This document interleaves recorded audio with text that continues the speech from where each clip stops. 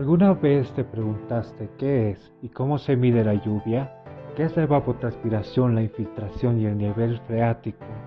La lluvia es uno de los fenómenos del medio ambiente más comunes y al mismo tiempo más sorprendentes. Aún dentro de su simpleza, en términos científicos, la lluvia no es más que la precipitación de agua desde las nubes hacia el suelo, es decir, hacia la tierra.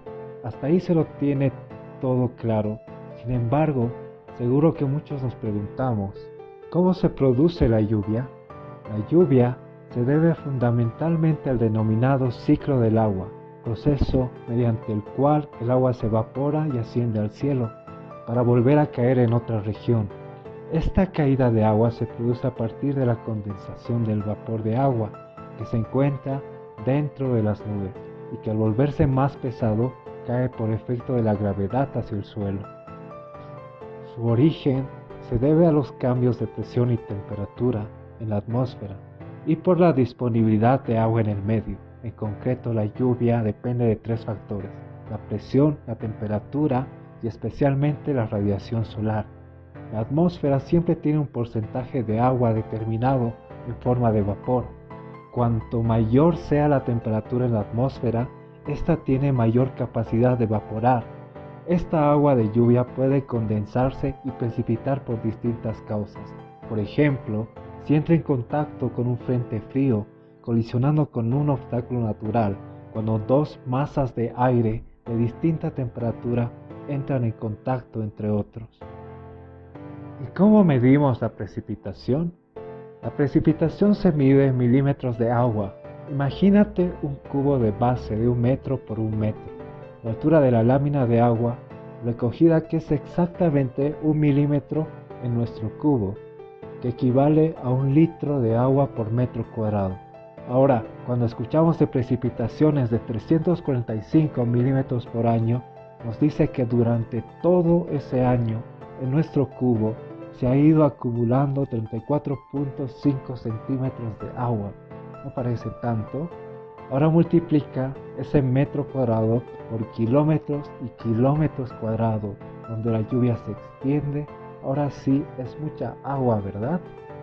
Imagínate encontrar regiones con precipitaciones de más de 4.000 milímetros por año. Es una cantidad realmente grande. Pero para poder medir de mejor manera qué pasa con la lluvia al caer al suelo, tenemos que ver los conceptos de cuenca, la evapotranspiración, la infiltración y el nivel freático. Cuenca hidrográfica es una zona de la superficie terrestre en donde, si fuera impermeable, las gotas de lluvia que caen sobre ella tienden a ir hacia un mismo punto de drenaje o de salida. En este caso, hablamos de quebradas, riachuelos o ríos. A esto llamamos escurrimiento del agua. Pero el terreno no es impermeable, así que una parte se infiltra y otra se evapora.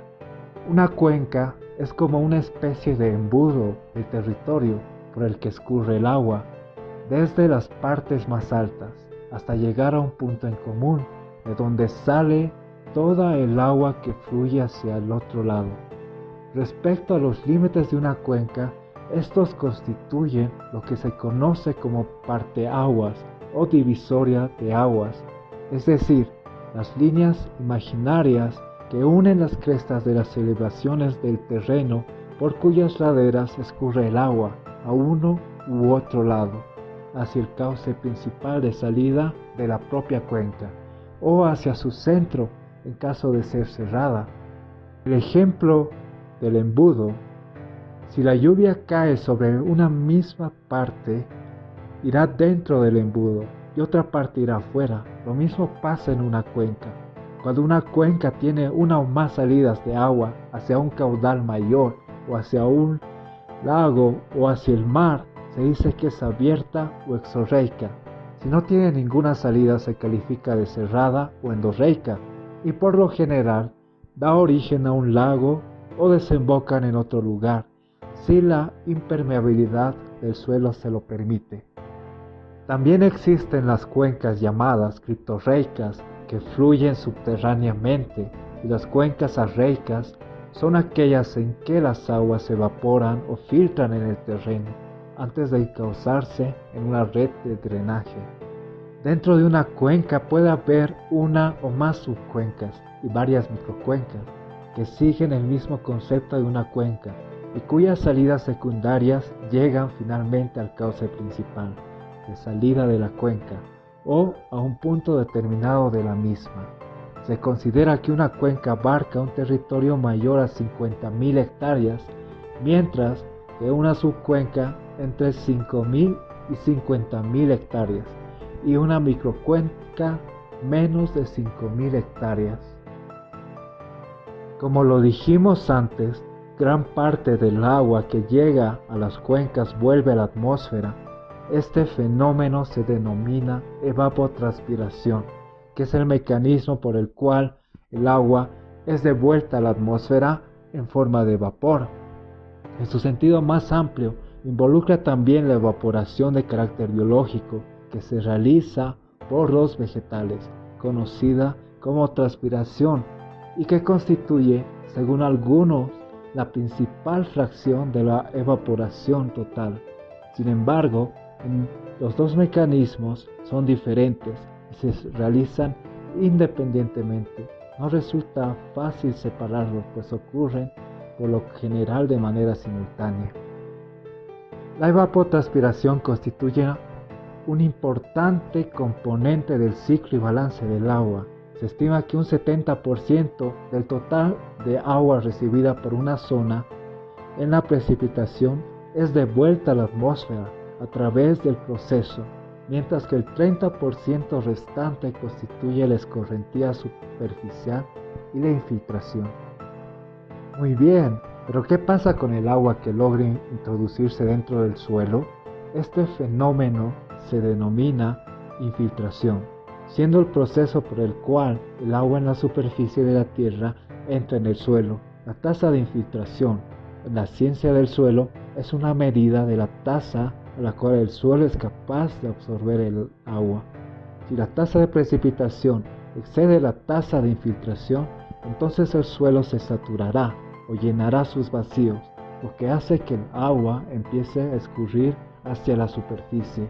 Uno de los factores más importantes en la infiltración es el tipo de suelo, lo que generará una mayor capacidad de infiltración cuando los suelos son finos. Por último, hablaremos del nivel freático. ¿Te has preguntado cuando llueve por qué los huecos en el suelo no se llenan permanentemente hasta que rebalsen en el suelo y el agua se encuentra recién al cavar a una cierta profundidad? Esto se debe al nivel freático, que puede definirse como el nivel superior del agua en un acuífero, o más correctamente como el lugar donde la presión del agua es igual a la de la presión atmosférica. Por debajo de este nivel, la presión es mayor, lo que permitirá que el agua se almacene por acción de la gravedad y llene los vacíos. Pero la presión por encima del nivel freático es menor a la atmosférica y produce lo que se llama succión capilar. Esta succión hace que el agua ascienda a través de los poros a la superficie constantemente, y de esa manera, cuando pasa la lluvia, el nivel freático se mantiene en el mismo nivel. ¿No te parece realmente muy interesante todo este proceso?